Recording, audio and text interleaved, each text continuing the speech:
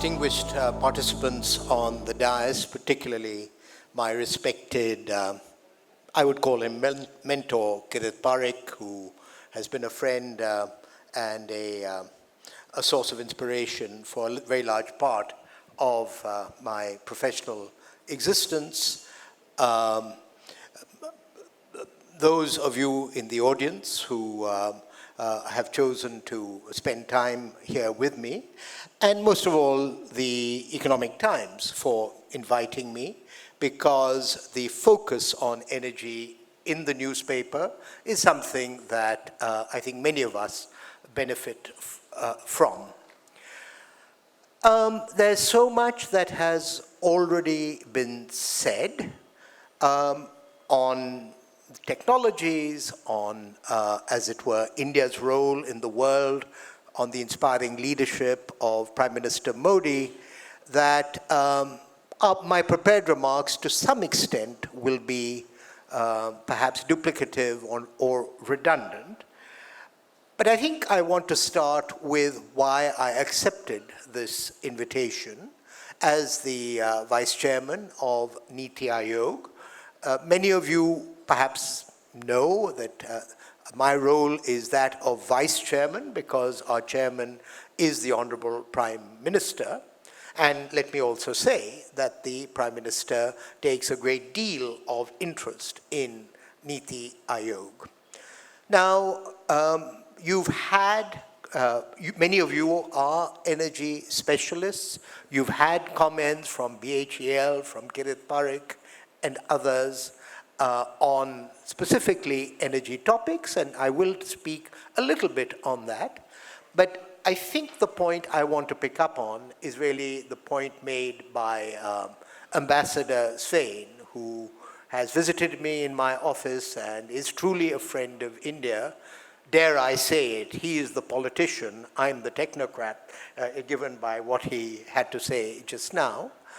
The point essentially being that Niti Aayog's perspective on the energy transition is indeed to integrate the energy transition with the overall economic development strategy.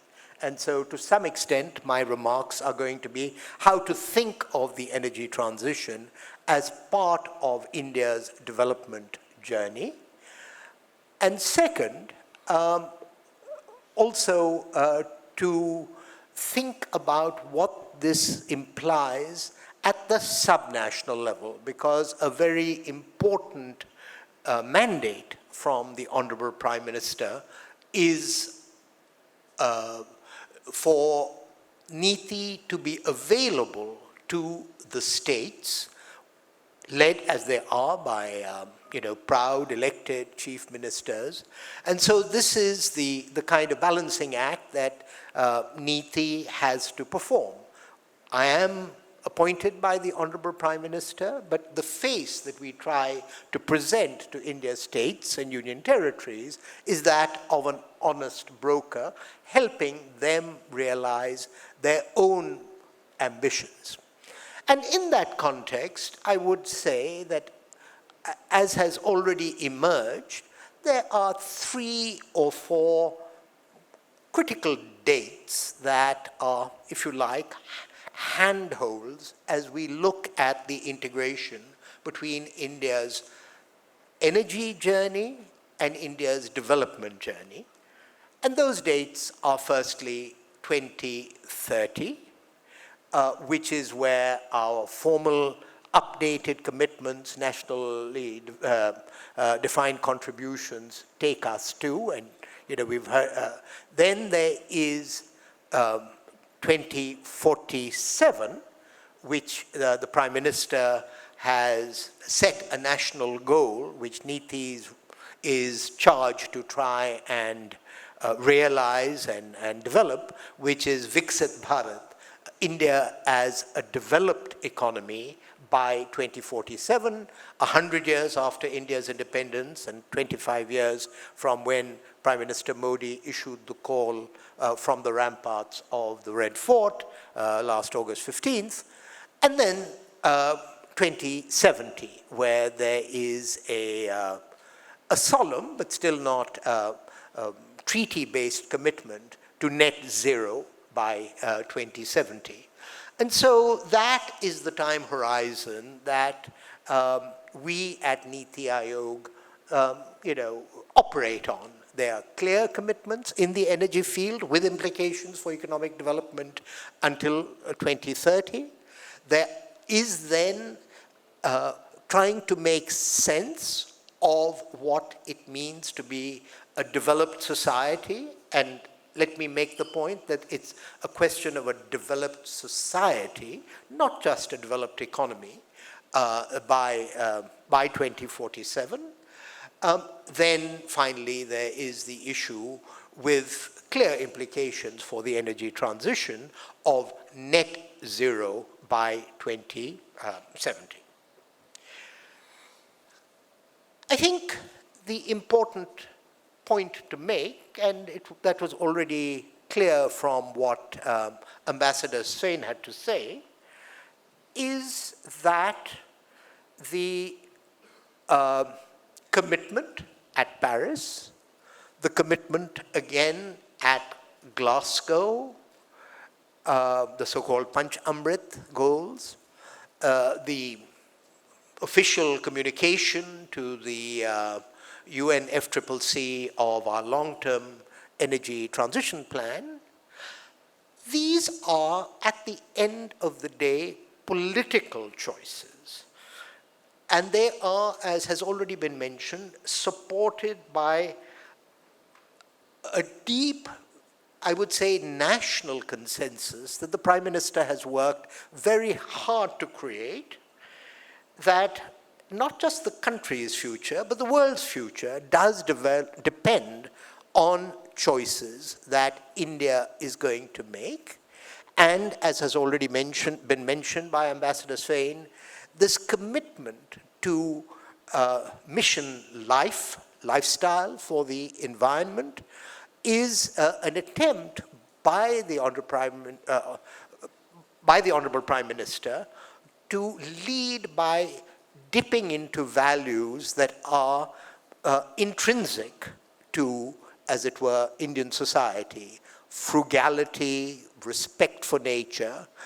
And so I do think that a narrative that our negotiators have to assume, because they're in negotiation, that this is something imposed on us, is fine for the, as it were, the setting in which it's trotted out. And if I were in their position, I would do the same. But let us not lose sight of the fact that to mobilize 1/5 of humanity to an unproven, novel development path requires political mobilization. And I think that that political journey is what makes my job so exciting, to see how the Prime Minister, who you know is a technophile, and I say this because there are many politicians of the center-right who may be technophobes. Prime Minister Modi clearly believes, as indicated by, as it were, the digital mission, etc., that India's development journey must be based on the latest technology. And so it is in that respect that being open to the technology from the rest of the world is such an important part of, as it were, our journey to 2070. I see that time is moving on, as it always does, faster when you're speaking than when you're listening. So let me just talk a little bit about the subnational dimension of this. The point has already been made that